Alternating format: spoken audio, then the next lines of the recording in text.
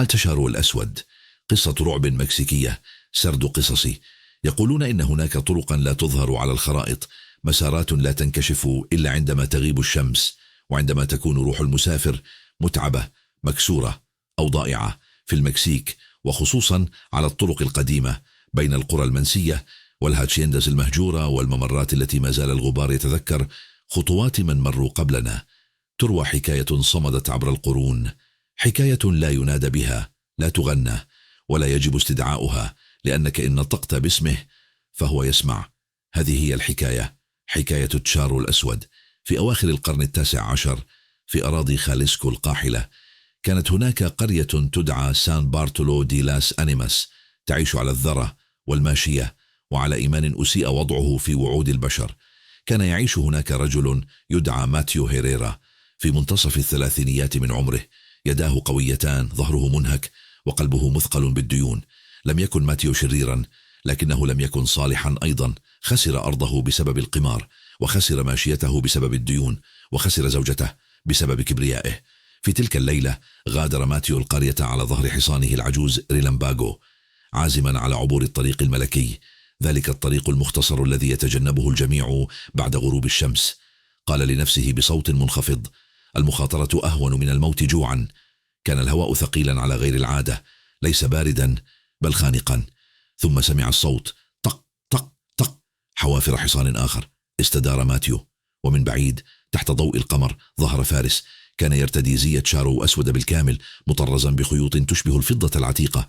قبعته عريضة، أنيقة أكثر مما ينبغي لطريق كهذا. أما الحصان فكان ضخما، أسود كالليل نفسه، وعيناه تشتعلان. عندما اقترب الفارس شعر ماتيو بقشعريرة غريبة. لم يكن يسمع حوافر ذلك الحصان، فقط حوافر حصانه هو. قال الفارس بصوت عميق وناعم: مساء الخير يا صديقي. حاول ماتيو الرد، لكن صوته اختنق في حلقه. قال الفارس: لا تخف، الطرق طويلة والليل غدار. إلى أين تقصد؟ أجاب ماتيو مترددا: إلى سان ميغيل. ابتسم تشارو، ليس بفمه بل بالهواء من حوله، وقال: أعرف طريقا مختصرا، طريقا يوصلك بسرعة ومعه الحظ. سارا معا. كان الصمت غير طبيعي، لا صراصير لا ريح. قال تشارو: أراك متعبا، مثقلا بالديون، وحيدا.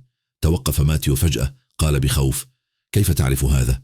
نظر إليه تشارو مباشرة في عينيه للمرة الأولى، وفي تلك اللحظة فهم ماتيو أنه ارتكب خطأ فادحا. قال تشارو: لأنني أعرف ثقل الفشل، وأعرف أيضا الحلول. أخرج فجأة كيسا جلديا ورماه على الأرض، صوت معدن، ذهب. قال تشارو: كل هذا يمكن أن يكون لك، أرض، ماشية، احترام. ارتجف ماتيو وسأل بصوت مكسور: وماذا تريد مقابل ذلك؟ اقترب تشارو حتى أصبح قريبا جدا، لدرجة أن ماتيو رأى انعكاس وجهه على الأزرار السوداء اللامعة. قال: مجرد خدمة واحدة، عندما يحين الوقت سترافقني. وافق ماتيو، وفي تلك اللحظة تغير كل شيء. عادت الريح، عاد صوت الحشرات، واختفت تشارو. في اليوم التالي وجد ماتيو الذهب مدفونا في أرضه. سدد ديونه، اشترى أراضي، وعاد له احترام الناس. لكن في كل ليلة كان يحلم بالحوافر، طق طق طق، وبرائحة الكبريت. وبعد عام عاد تشارو. قال بصوت لا يقبل الرفض: حان الوقت. حاول ماتيو الهرب، لكن لا أحد يهرب مما وقع عليه بروحه. صهل حصان التشارو، ورأى ماتيو الحقيقة أخيرا. تحت ذلك الزي الأنيق لم يكن هناك لحم، كان هناك ظل فقط ونار. قال تشارو الأسود: أنا لا آخذ الصالحين، آخذ من باعوا أنفسهم.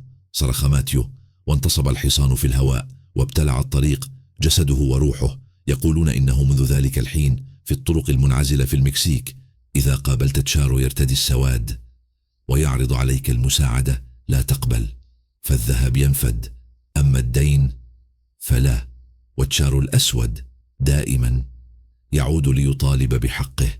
والآن بعدما سمعت القصة، إن سمعت هذا الليل صوت حوافر خلفك، لا تلتفت،